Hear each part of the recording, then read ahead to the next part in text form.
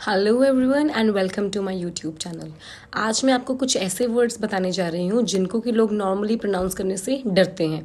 उनको लगता है कि पता नहीं क्या सही प्रोनाउंसिएशन है, ये होता है कि वो होता है, ऐसे कहते हैं इसको या वैसे कहते हैं इसको। मतलब करेक्ट प्रोनाउंसिएशन एक्चुअल में उनको पता नहीं होती। इनमें से फर्स्ट वर्ड है बोल, BOWL, बोल। तो एक्चुअल में क्या होता है, कभी कभार दोनों ही वर्ड्स करेक्ट होते हैं, कभी कभार दोनों ही वर्ड्स करेक्ट होते हैं कि बोल भी करेक्ट है और बाउल भी करेक्ट है। तो ये जो डिफरेंस आता है ये ब्रिटिश और American difference, American speaking style का डिफरेंस आता है।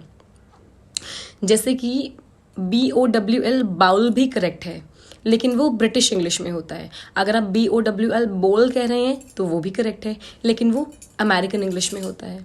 ठीक है, ऐसे ही FLOWER फ्लावर भी करेक्ट है और फ्लावर भी करेक्ट है, लेकिन जो फ्लावर होता है that is in British English, और जो फ्लावर होता है वो अमेरिकन इंग्लिश में होता है।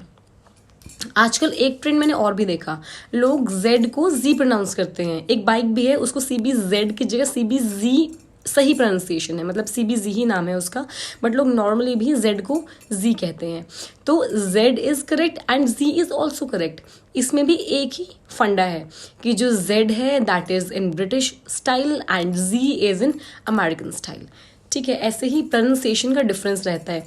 जैसे कि ब्रिटिश में वाटर कहते हैं वाटर, और अमेरिकन में कहते हैं वाटर वाटर। ठीक है, मतलब कि वाटर के अंदर टी की साउंड जब आ रही है टी को प्रॉपर प्रोनाउंस कर रहे हैं, वो ब्रिटिश में है। और जब हम टी को डी की साउंड के साथ प्रोनाउंस करते हैं, डी द लेटर डी, जब हम डी की साउंड से प्रोनाउंस करते हैं तो वो अमेरिकन स्टाइल में चला जाता है। जैसे ब्रिटिश इंग्लिश में वाटर, अमेरिकन इंग्लिश में वाटर। ऐसे ही एक और वर्ड है एडवर्टीजमेंट।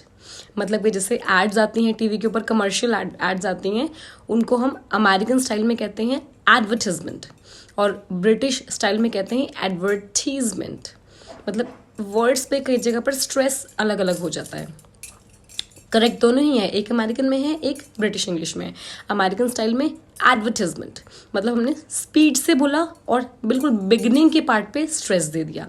लेकिन ब्रिटिश इंग्लिश में हमने बहुत आराम से बोला, प्यार से बोला, मतलब फ्लो में, और बीच वाले पार्ट पे स्ट्रेस किया। अमेरिकन इंग्लिश में बिगिनिंग वाले पार्ट पर स्ट्रेस किया था, और ब्रिटिश इंग्लिश में हम क्या कर रहे हैं कि हम सेंटर वाले पार्ट पे स्ट्रेस कर रहे हैं। जैसे एडवर्टीजमेंट।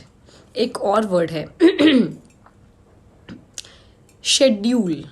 इसको आजकल लोग कह रहे हैं schedule, that is correct. Schedule that is also correct.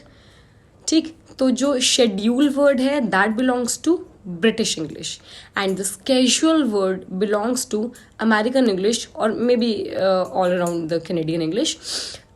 तो schedule is in British English and schedule is in American English. और भी ऐसे बहुत सारे वर्ड हैं, जानने के लिए please stay tuned. Thank you and have a wonderful day.